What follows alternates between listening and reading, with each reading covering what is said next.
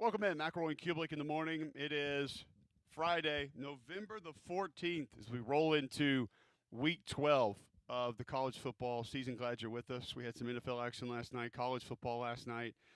Did not go well for the Troy Trojans last night. Not one of their better outings in Thursday night football as Old Dominion takes down Troy 33-0. Troy goes to 6-4 on the season. ODU 7-3, 351 rushing yards for ODU last night. Devin Roche led the way, 16 for 145, 47 carries for 351, 3 touchdowns. Troy ran the ball 34 times for 26 yards. Easy to say, Greg. That'll be the difference in the game. You think? How would the Rube Cube chart that one up? Probably going to be a heavy lean Old Dominion next time they play, if that's going to be the case. Troy also lost the turnover battle 2-0. So yeah, not 2 of 13 on third down. That was a Rubik's Cubelic game. Even though ODU only 5 of 15 on third down, 503 to 138 total yards last night. It was a strong performance there for the Monarchs. Very strong. And honestly, ODU's pretty dang good. That was fun to watch last night. Had it on side TV. Bama Purdue on in the middle. But it was fun to watch. I mean, it's a pretty good group, that ODU team. I think Ricky Ronnie done a really nice job there. Wow, are you trying to go basketball in the first segment of a Max Paul Friday? No, I just said it was on the side TV and that Ricky Ronnie did a nice job there. Oh, you threw out Purdue 87, Alabama 80, number 2 over number 8 last night. I was kind of traveling, had some travel issues last night, so was trying to watch a little bit of this in between football as well. I didn't get to see a ton. What were your thoughts on the Alabama-Purdue game last night? I felt like they were in great shape. I mean, it really did. I felt like they were in great shape for a long time, and then Purdue just went on a surge down the stretch. I mean, Bama was battling, even had a couple leads, felt good about it. Crowd was very into it. But Purdue just kept on wearing you down. I mean, they have great length. They are legit. I mean, they're really good. Their point guards legit. I mean, they're a good team. They're a well-rounded team, and they got hot down the stretch. And look, Bama was shooting the lights out. I mean, they're in the first half, a lot of threes, tons of threes. And then as the game went along, just didn't fall with quite the same amount of consistency, and that allowed Purdue to kind of get a little bit of a lead. But it was a good performance. It was great to see a team, great to see Bama up against a legit team. I mean, that Purdue team's very, very good to see where you're at, and now you can adjust and hopefully improve from that point forward. But yeah, it was a great game. First 35 minutes of that game was very much back and forth, and just the backcourt didn't shoot it well. I mean, pretty simple as that. I mean, Phylon and a few others, just not nearly as consistent as they'd been up to this point, but it is what it is. Good thing to learn from, good thing to pick up off of, and but anytime Reitzel and Phylon combined for 17 points, it's going to be tough sledding against a really good team. Yeah, Kaufman Ring goes for a double-double last night for Purdue. He had 19 and 15. And Alabama shot 16 of 44 from 3. They only get to the free throw line 10 times last night, 42% from the floor. Purdue was 47% from the floor. So Bama goes to 2-1 on the year. Purdue 3-0 on the season.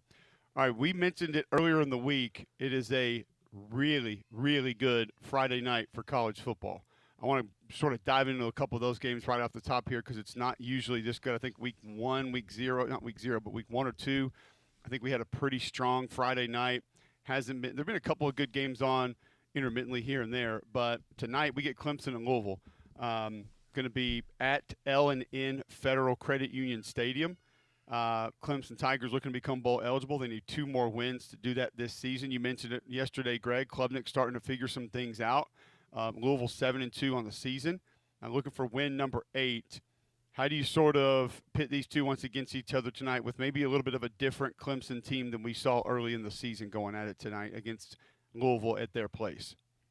Well, Clemson's been playing better. They've improved. They still have work to do, but they are improved. So I'm cautiously optimistic that they'll continue that improvement. Now, I look at Louisville. I think we saw their best on that last Friday night game against Miami. I'm not sure how much people have watched from them since. I'm not sure how much people have watched from them before that game.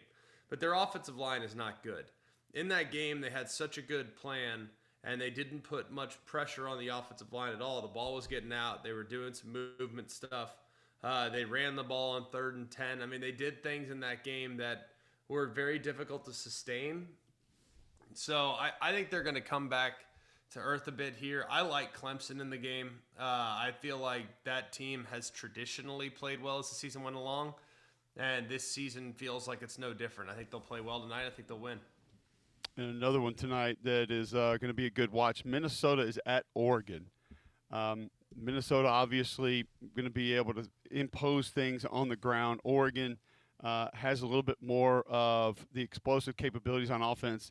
25.5 kind of feels like a lot here. I realize they're at home, but to me, I saw that number and I thought, man, if Minnesota can slow this game down a little bit, it feels like a little bit of a stretch. I don't know, just on the line, if you're with me there or not.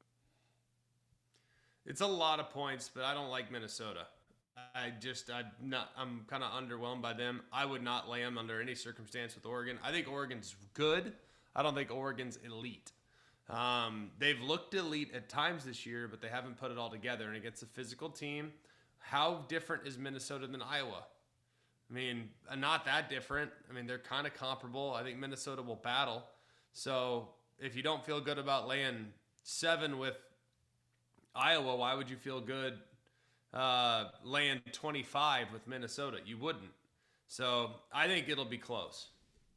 I think the difference when I've watched them, and I mean, the only reason I've really paid attention to Minnesota is watch the O-line just a little bit, is Minnesota will give you the ball back. Iowa, we know, essentially doesn't do that. Like it's just not in their DNA. I like how Minnesota does spread the ball around a little bit.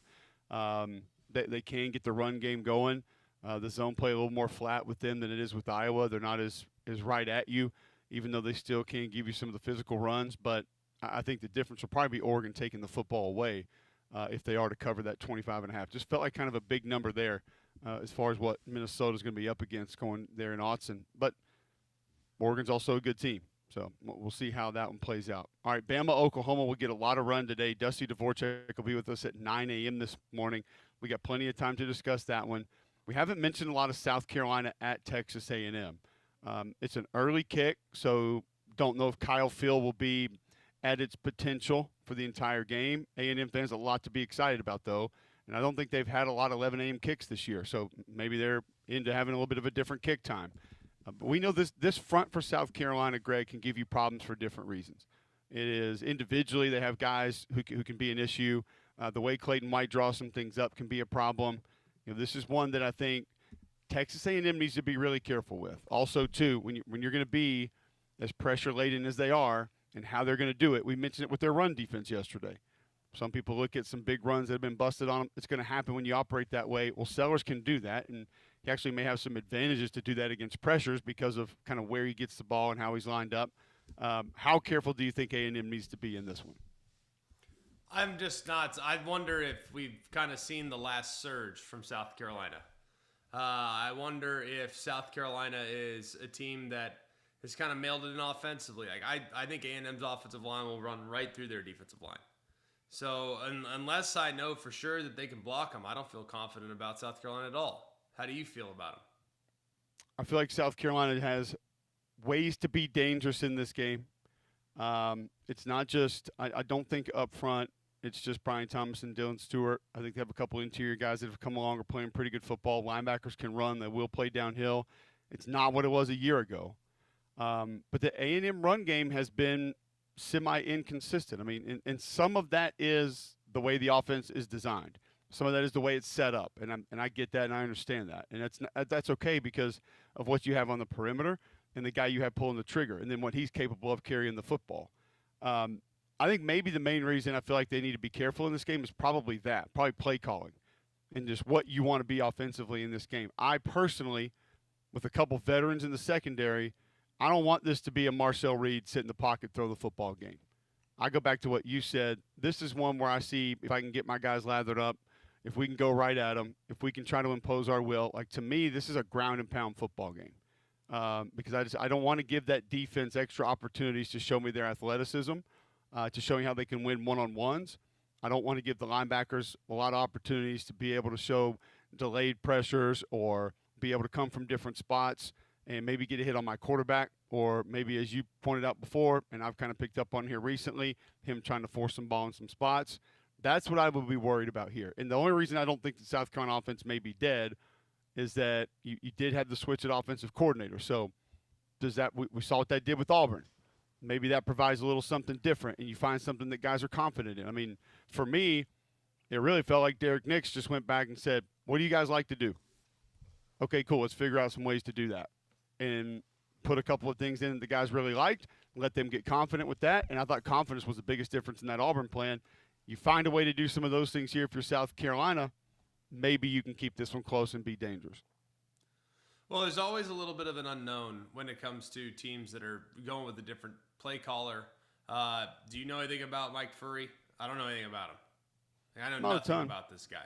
Not his background. I don't know anything about him at all. So, and maybe that's advantage South Carolina here. Doesn't mean that they're going to change their stripes completely. I think that's very hard to do in a relatively short period of time. I think it's very hard to do. But I do think it is possible with slightly different alterations with where the landmarks are launched from. You can make some tweaks. You can make some changes. And that can be really helpful in a game like this. So if they can hit 3 or 4 big plays, I think it comes down to a few things. One, they got to hold up in protection. Number one, absolutely 100% have to hold up in protection. And if they can't, their quarterback, Lenore Sellers, better be able to create a lot on his own. That's number one. Number two, they better be able to create some big plays. I do not see them as a team that's going to convert 3 or 4 third downs and route to the end zone on a 12, 13 play drive. I don't see them that way. They're going to have to create a couple big plays. Can it happen? Absolutely it can. Are you optimistic that it will happen? Probably not. Also not optimistic they're going to hold up in protection. Like, that's just – it's not going to happen. So you got to find ways around that. Just to be completely honest, you got to find ways around it. It's the only way. You're not going to sit there and drop back against this defense. Not that offensive line. But I do think that sometimes when you get the switch at coordinator, because you and I both think, for the most part, Mike Shula did a pretty good job with the hand he was dealt. But he's also going to continue to run his offense. When you make that switch sometimes, I do think it goes from running your offense to, okay, what can we have any success with these guys? Right. And then maybe what do they like? I guess, and I don't mean to point the finger at Shula this way, but when that happens, it becomes much less selfish. Because I think a lot of guys, when they take over, they're like, listen, this ain't my show. We just got to figure out how to make something happen, something go. Maybe that should be a slogan on a T-shirt or something. This ain't my show. We need to make it go. And I think that's sort of the mindset, is just, what can we get away with? Like, what can we even find a spark with somehow, some way that we have a good chance of executing consistently, and then try to build off that, as opposed to, hey, this is what we were. You know how offensive coordinators are. Well, we didn't rep that in the spring, or we didn't really rep that in fall. So I don't know if we can get to that this year. Maybe next year we put that in. Well, that's not something we've worked in practice a whole lot. Like, that's just how they think. So maybe you get some new life, some new blood in there, and they look at it and say, all right, we're gonna figure out how to make this thing go, make this thing work. So we'll see. I don't have a ton of confidence in it. No, I think they're gonna get smoked. But I don't think it's a good matchup for South Carolina at all. That's part of the problem, is I don't think it's a good matchup. I actually thought Missouri had a better chance of creasing them a couple times. I thought Missouri had a better chance of holding up along the offensive line. I thought Missouri had a better chance of forcing a couple mistakes. I'm not sold on South Carolina at all, especially away from home. If they're at home, all right, maybe. Maybe you get a look ahead. Maybe you have a team that's flat. At home, I don't know, man. I think A&M takes care of business in a big way. More than likely. You wonder, too, is there going to be a letdown game for A&M at some point here down the stretch, and a morning kick would probably be the one that does that. This is Mike Elko, Texas A&M head coach, just of what he thought the challenges were preparing for a new offensive coordinator. Lenoris is a phenomenal talent. I think he is big, physical, can run, can throw the football all over the field. Nick Harbor's an unbelievable weapon on the outside. And so, as you go into a game coming off of a bye week with a new play caller, there's a lot of uncertainty on our end trying to figure out what is it going to look like, how are they going to utilize their weapons, and you've seen kind of across the country, how that has kind of rejuvenated some offenses. And so I'm sure they'll come in with a phenomenal plan, and they'll be really fired up and confident in how they're going to execute it. And it's going to be our job to find ways to play good enough football to have success. Now, we know A&M can disrupt quarterbacks. We know they can get to the quarterback. They can make life difficult on whoever's in the pocket. Shane Beamer just asked about that and his thoughts on that A&M pressure this season. Where do you want me to start? They're rushing defensive linemen. They're rushing linebackers. They're rushing defensive backs. So you got to be ready for all 11 guys on the field to come after you. So they got great personnel, and then schematically they know how to beat you. They know that teams are going to go into every week trying to limit the impact of Cassius Howell because of what he's doing this season. So they certainly know how to beat that and attack your protection. So starts with Coach Elko. He's a great coach, and then they play with a great effort, great physicality, and have a great scheme, and they got great personnel. Do you continue to dial it up if you're Elko in this game? Do you go in and just say, I think we can just go 4 down, even front across the board, and just kind of let our guys eat? And I think that might be enough. Or do you, if there's things that you haven't necessarily shown much of, do you hold those in this game, or do you show them and just go out there and let it rip still? Well, by the time it's week 10, you've shot all your shots. You might have a couple tricks up your sleeve, but probably not on defense, right? Maybe a twist. I don't know. Or This group might have some left in there. I mean, perhaps, but answer me this. Here's how I would present the defensive plan to these guys. Hey guys, all y'all want to play in the NFL, right? Right? I think so. Makes sense. I think that's most of us trying to go pro something other than sports, but most of us don't have a choice. So we have to, go pro in something other than sports. But some of us, the lucky few, do in fact get to go to the NFL. And a good way of getting you to the NFL, if you're on the defensive side of the football, especially along the defensive line, that's by getting sacks, right? That's helpful. Like, there's a guy that played here a long time ago named Von Miller. He's made a living, a very, very comfortable living, by sacking and rushing the opposing quarterback. And so far, just so you know, South Carolina's quarterbacks have been sacked 34 times this year. That is 131st in college football. Go and eat, rack up some sacks. I want double-digit sacks in this game, and go have yourself a highlight reel tape and just pad the stats defensively. That's what I'd say. I forget what the game was. Remember the Vanderbilt game? We went and tracked it on telemetry, and Lenore Sellers ran like 863 yards in the game. Is it an over or under for that in this game? I don't think he's going to have the freedom to run that much. These guys are a little twitchier, a little faster, so I'm not sure he's going to be allowed to run that much in this game. That decision-making is going to have to happen a little bit faster for him in this one. Yes. How would you have liked to have been in 2023? I heard this story over the weekend that Cassius Howell was also recruited by Florida, and they decided to take George Gums, who is now a really nice edge rusher down at Florida, instead of Cassius Howell. He was in the MAC as well. Your leading passers in the MAC in 2023, can you imagine being DeQuan Fent? Actually, Curtis Rourke at Ohio was in there. Connor Bazelak. There's some names that we've heard of. Cole Schneider, Rocky Lombardi. Those guys are running around with MAC tackles, and you got George Gums, Cassius Howell, and these dudes that you're playing each and every week in the MAC in 2023. Probably wasn't a ton of fun for those dudes when they face those guys. Yeah, you like it? We think that'd be a good time? Hey, guys, you see this guy, defensive end? Yeah, he's not going to be here next year. But let's not get him recruited and get him more money. Get the ball out. After this game, neither are our tackles. So they're actually going to be – we're going to let them go play somewhere else too after they – You know what's sick, though, is not only do you have those two, and I don't know how much you've watched, and he got hurt a little earlier in the year, but Skylar Gill Howard was at NIU. And Skylar Gill Howard's at Texas Tech now, and he was wrecking shop in the first 6 games of the year. So every week in the MAC, you had like one guy. It's like, oh gosh, like we can't block this guy, boys. 2 on the edge, as you just referenced, but don't forget about Skylar Gill Howard at D tackle, because he was an absolute problem there for 2 or 3 years on NIU defensive front. Absolutely. All right, got to get to a break. Come back. We'll discuss more games coming up this weekend. Before we do that, G-Mac, tell our listeners about Bromberg's.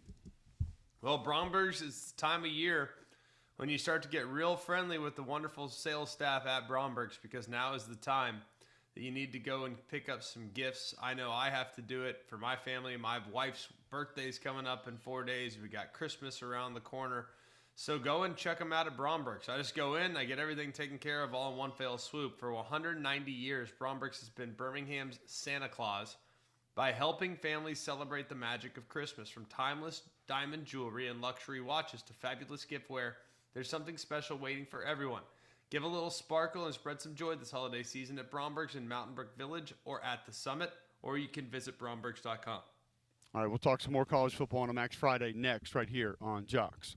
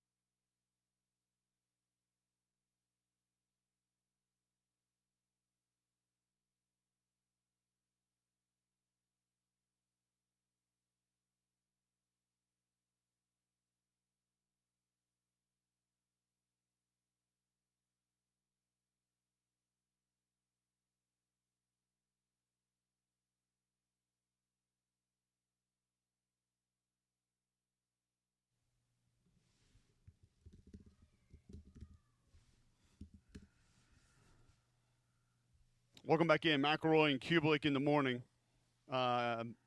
college football coming up this weekend. However, NFL last night, Jets go down to the Pats. Pats now 9-2, 27-14. Jets go to 2-8 on the season. So no Jets magic last night. Rough night for the Jets offense. Justin Fields is 15-26 for 105 yards. Drake May goes 25-34, 281, a touchdown, no picks. Stephon Diggs goes 9 catches, 105 yards. So another good night for the Patriots offense. Travion Henderson, rookie out of Ohio State, 2 rushing touchdowns last night. Said they were going to turn him loose this week. So obviously they weren't lying, and he gets the job done. All right, coming up on the show today, Max Ball Friday. We have a lot to get to. Stanford Steve is us after our next break. We'll discuss some of the lines coming up this weekend with him. We have Dusty Dvorak at 9 a.m. We'll ask him about this Alabama-Oklahoma game, what he thinks has to happen for it to go either way. But before we get to that, I want to tell you about Andrews Sports Medicine, a place that I've been for surgery. My wife has been for surgery. And there's a reason Auburn Athletics hand-selected Andrews Sports Medicine's Dr. Benton Emblem and Charles Pitts to serve as their team physicians.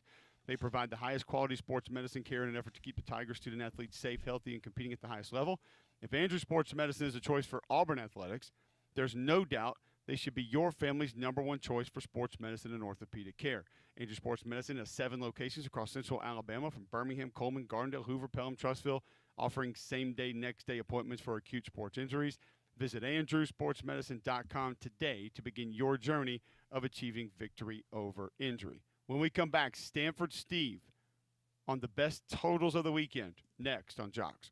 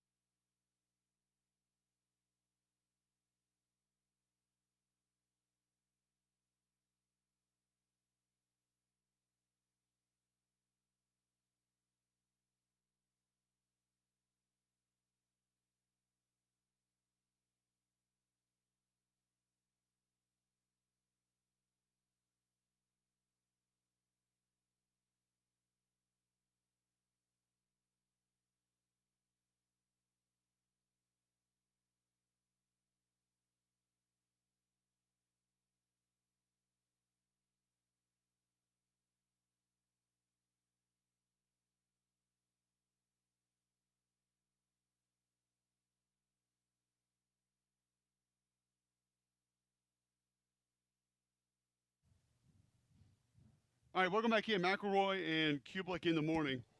It is 7:30 Friday, November the 14th. He joins us each and every week from College Game Day in Sports Center with SVP to discuss all the lines. GMAC, thanks to our friends at Atlas Senior Living. It's Stanford Steve. Yeah, Atlas Senior Living is a premier senior housing company currently serving residents and families in 41 communities across the United States. So please visit Atlas Senior Living, ATLAS, Senior Living, to find a community near you. And they have that public pick'em contest, so you want to make sure you join that as well. So you go to the website, you click on the football banner, you pick some winners, and you win a $150 Amazon gift card. I want to give a shout out to the public winners from last week, Brandon Bishop and Clayton Brumberg. And then also want to give a shout out to the resident winner, Atlas resident winner from the Galton at St. Pete in St. Petersburg, Florida. That's Julie Harper. So shout out to the winners. Congratulations. They are always very, very kindly welcoming in our friend Stanford Steve. Steve, what's going on, my friend? How we doing, boys? Welcome to the weekend. Oh yeah, big weekend and good card this weekend. Few big numbers out there. We'll start there. A&M South Carolina is a big number. Ole Miss Florida was a big number. That line dropping steadily. Even Notre Dame Pitt a big number. So are there any big numbers you're willing to lay this weekend with a top team? I was thinking about South Carolina, guys, because like you look at that number, you see 19 conference game. You know, give me the underdog, right? But like in this new day and age we're in, man, like I don't know. Is South Carolina tapped out?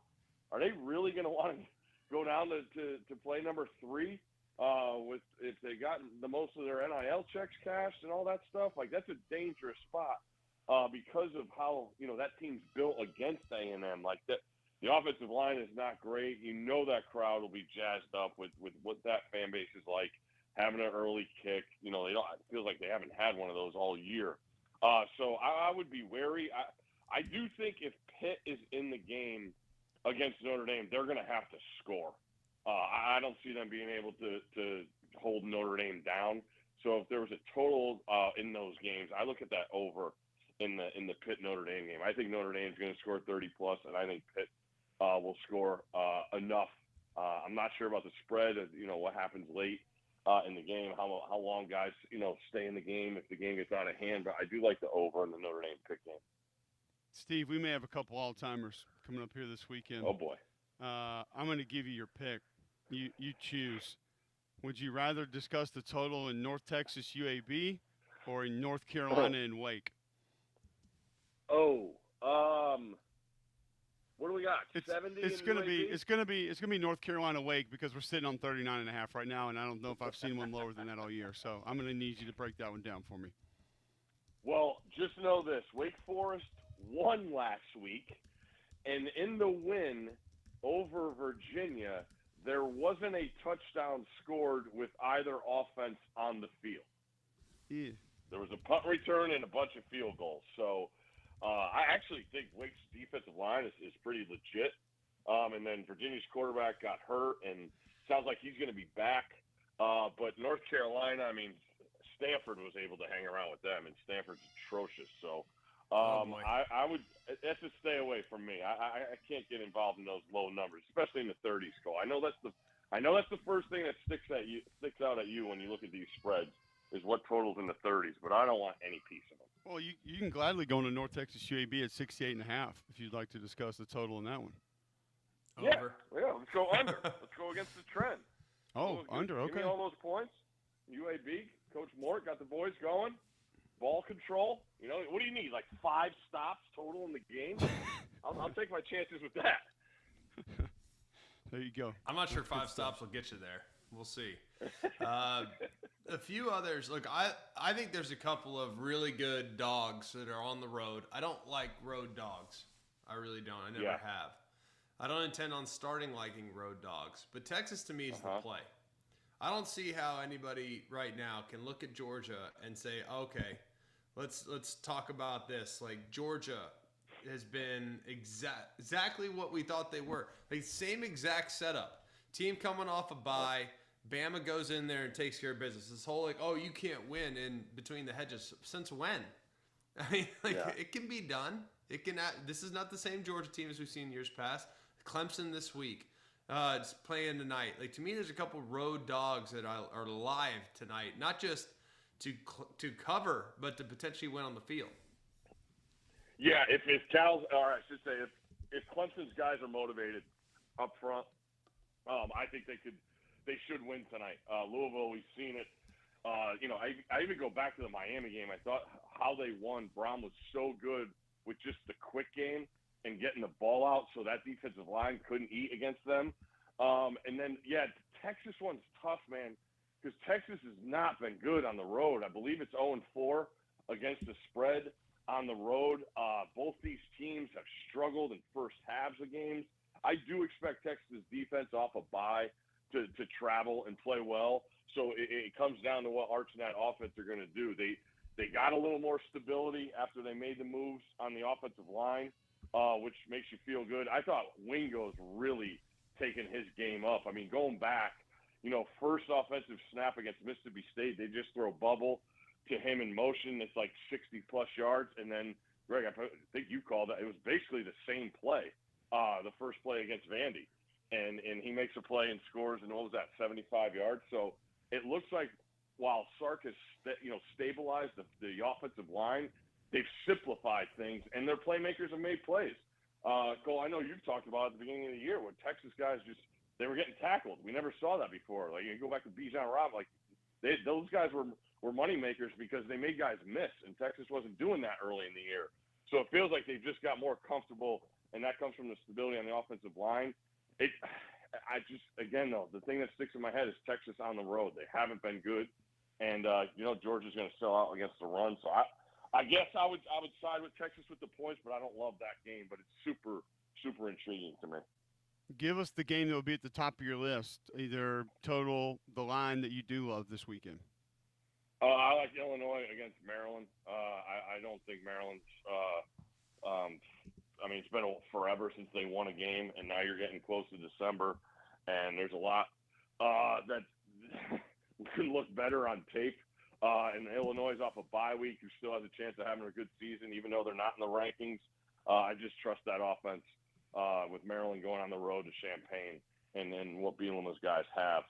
I know they've had a bunch of injuries, but I still trust that system and their ability to score against Maryland, who might not be that energized in the second half. What do you make of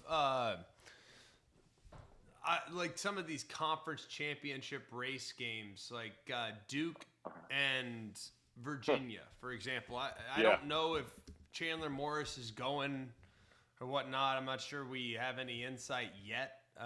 Concussion last week. Is he live? But Duke being a fairly heavy favorite is like, what? How?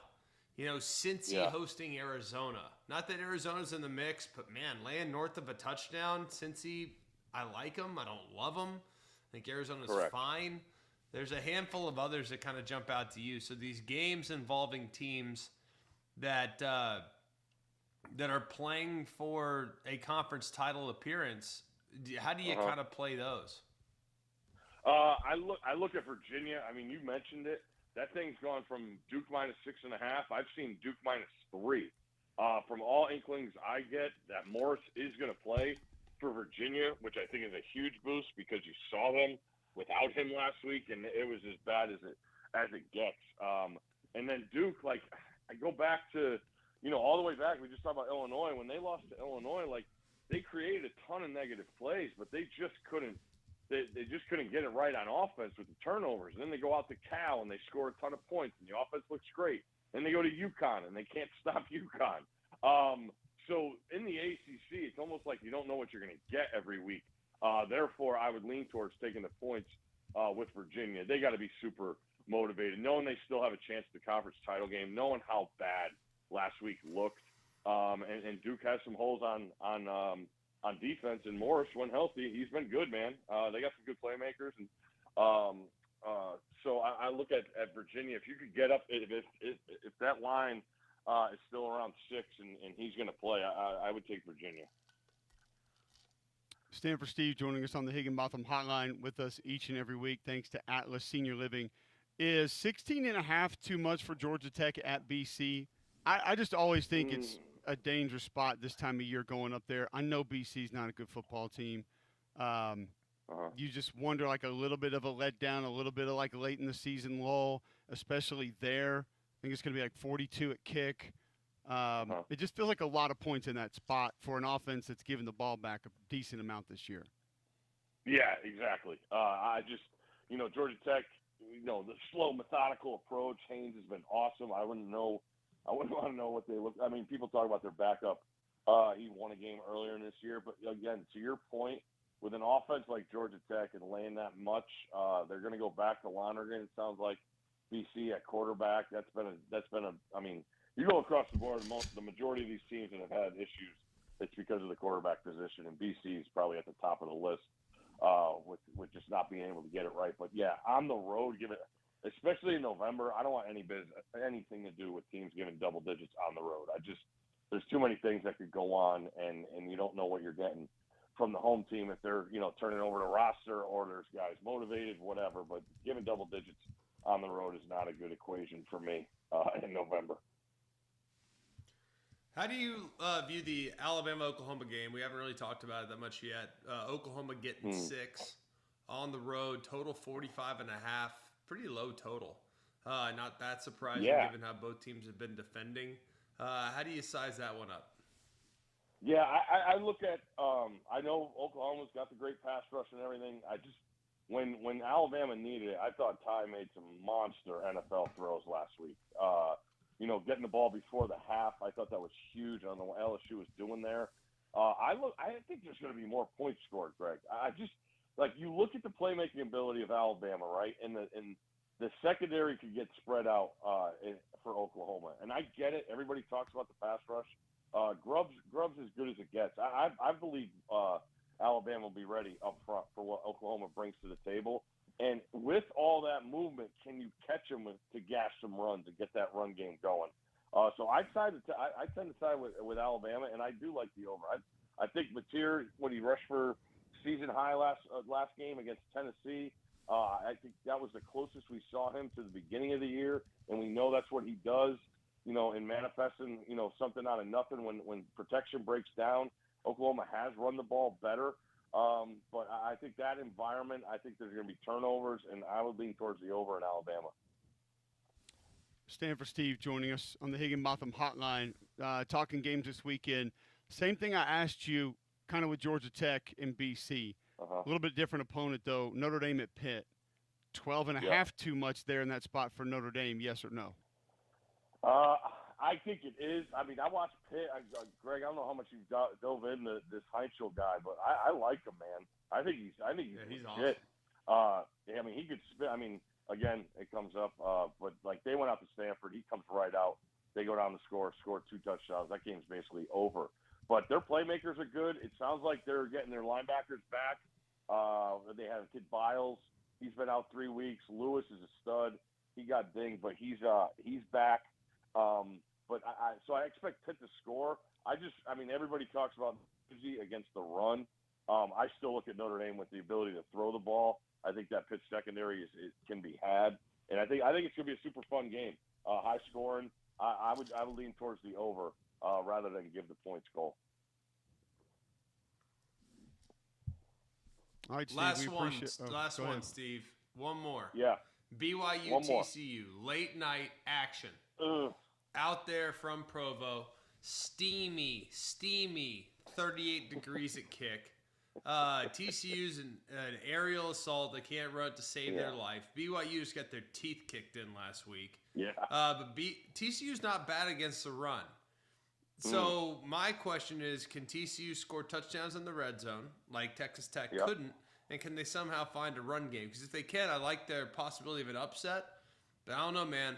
I think it's gonna be tough sledding. 3.5 line there. I like BYU to come back, Greg. I look at just how uncomfortable they were at Tech, and that had a lot to do with Tech. Turnovers hurt them. Field position was a killer. It felt like they were always up against it. And to your point, Texas Tech had the ball constantly in the red zone. I mean, that's a tough place to go and play. And you mentioned the elements, like a night game in Provo.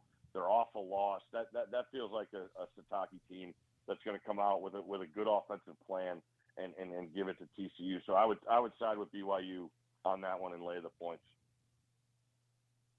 Appreciate it, Steve. Always good stuff, man. We love having you on Fridays. Enjoy the weekend, and we'll catch up with you again next week. I just hope the McElroys are going to be able to go on vacation. He's losing a lot of frequent flyer miles with all these home games he's got. I'm not even going to make it to Diamond this year. That's all Man. right.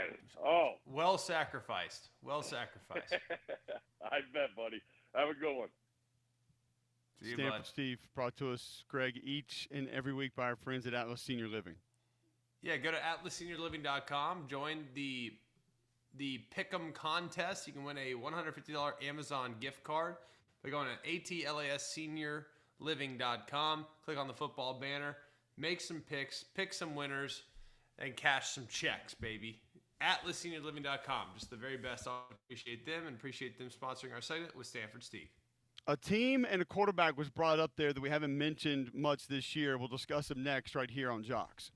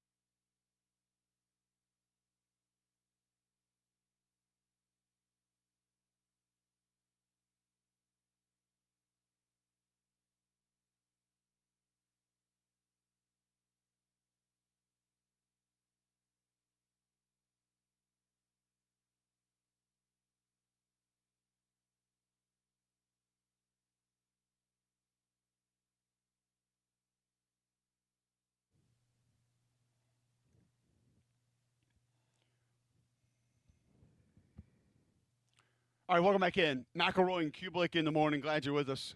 800-239-9569. You want to get in, 800-239-WJOX. Any games that you want to discuss across the show, it is a Max Ball Friday. Stanford Steve brought up Pitt and the Pitt offense. We're going to get to that here in just a moment, discuss a little bit of why you may need to be paying attention to it and kind of what they have going on. Because it's different, it's new, and maybe something that is going to bring some different outcomes to some games here down the stretch. But whatever you do, don't get caught in the cold. Schedule your system checkup now from a Train comfort specialist. Train has been recognized 11 consecutive years as America's most trusted HVAC brand, and our exclusive home comfort partners here at Jocks. Visit Train.com to find a comfort specialist near you. It's hard to find hard to stop a Train. Eli Holstein had kind of been the guy at quarterback for Pitt. He shaken up. Now Mason Heinzel is going to be the guy moving forward for Pitt. And Greg, we talked about this team and what's in front of them, that they could be maybe the most intriguing team as it pertains to the college football playoff because of what they can do to Notre Dame, what they can do to Georgia Tech, and what they can do to Miami, and then what that might mean specifically to the ACC championship game. How big a role does Mason Heinzel play with what he could be inside this offense down the stretch? Well, before we get into the bigger picture for Pitt, everybody needs to acknowledge that Mason Heinzel is a 3-star quarterback that was number 43 in the country last year, according to recruiting services, and is balling out for Pitt. So just before everybody loses their mind about, oh, well, this guy can't play, and oh, he's a 3-star this, oh, he can't do this, just take all those recruiting services that don't know jack because I bet you anything, Mason Heinzel commits to Bama and or Georgia, he's got 4 stars, maybe 5. But because he committed to Pitt, he had 3, and look what he's doing. So just saying, take things with a grain of salt. Just because you are listed as so-and-so with so many stars doesn't mean that's how good you could become. Plenty of guys that are under-recruited, plenty of guys whose star ratings are directly dependent on who they commit to, first and foremost. All right? So we'll start there. We got that. Yep. But I do think this Pitt team's very interesting. I think their offensive line is a liability. I don't know how much of them you've watched, Cole. I don't like that group very much. But I do think that they have pretty good weapons on the outside. I think their offensive coordinator, Cade Bell, does a really good job. I also like, when he's available, Desmond Reed. He's been very good for him. I think they got a couple other backs that are solid. So Desmond Reed's kind of a all-points bulletin, jack of all trades, running back, but really a great contributor in the passing game. He's been banged up, but there's optimism that he's going to be back for this game. And then defensively for Pitt, I really like what they have in the front 7. I think they're aggressive, and they can get got, but I like what they have up front. So that might be enough to cause enough problems for Notre Dame, and maybe they get them off track a couple times, but like always with Pat Narduzzi, you're going to have to win on the outside. And I do think Notre Dame's team this year is far more equipped to win on the outside in the passing game than they were a year ago. All right, so you look at this young man since he's been placed into action. He's gone for 323, 321, 140 at Syracuse, 423, and 304. That would include 12 touchdowns and 5 interceptions. 6 of those 12 touchdowns have come in the last 2 games against NC State and Stanford. Bigger kid, can really push the ball down the field.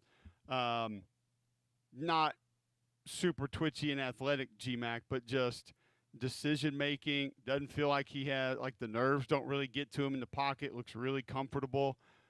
Can kind of be moving around the pocket and still sling it down the field. He's not afraid to attack the middle of the field. I just feel like he's got, number one, great presence in the pocket, specifically for a guy that doesn't have a ton of experience. Usually gets it out on time, and just a guy that I think gives them a little bit of a different dimension of attacking you down the field because he's got such a big, strong arm. I think he's good. I really like him. I mean, I think he's really good. He's strong. I think he can keep you honest with his legs. He's not a guy that's a statue back there. Like, he could take off and has. He can extend some plays. He can make plays off script. He can make plays off schedule. I think he's a very good player. For a true freshman, he is excellent. I think you should be thrilled with what you've seen from him as a true freshman, because what he's doing is hard to do. And it's not like they have been at full strength either. It's also like it's not like they have an unbelievable run game to take some of the pressure off them either. I mean, they're asking him to drop back and throw it a lot, and it's been excellent. So I think he can create some problems for this Notre Dame team. I really do. And part of it is the poise that you referenced. I mean, his poise, he doesn't appear rattled, but I don't know about you. The Syracuse game was a tough watch. I mean, the pressure was nonstop, and that's why his numbers reflected that. It was just they were not good up front that day. So can Notre Dame replicate that? Probably. That would be my big concern. I think the only real concern with them is that you pointed out earlier is just that is he going to get the protection needed to be able to utilize that skill set that he's got and put that on display? Because I mean, he can play and he can get the ball down the field. Obviously, he can make all the throws out to the perimeter. And I just go back to that presence, the nerves. And you mentioned moving in the pocket a little bit. Just has a great feel of where to go in the pocket. If he needs to tuck it and go, he will. Not super speedy or twitchy, but enough to kind of break you down, make you pay for getting out of your rush lanes. And he definitely makes that Pitt Notre Dame game a little more interesting with what he brings to the table, because it's an element that I think you're going to have to be wary of, specifically with your safeties, because they might need some help over the top with what he's able to do. Pitt Notre Dame going to be an interesting one tomorrow morning. More games we haven't even touched yet this weekend that we're going to get to on the other side. Before we get to those, I'm going to tell you about Gusty Goulas and the Gusty Goulas Group. If you need a new home in Central Alabama, the Gusty Goulas Group has got you covered. Served more than 3,000 home buyers and sellers here in the greater Birmingham area. Over 850 five-star Google reviews. Brokered by eXp Realty. Go to GustyGoulsGroup.com today or call 205-542-1996 and start packing. Back with more of a Max Ball Friday next right here on Jocks.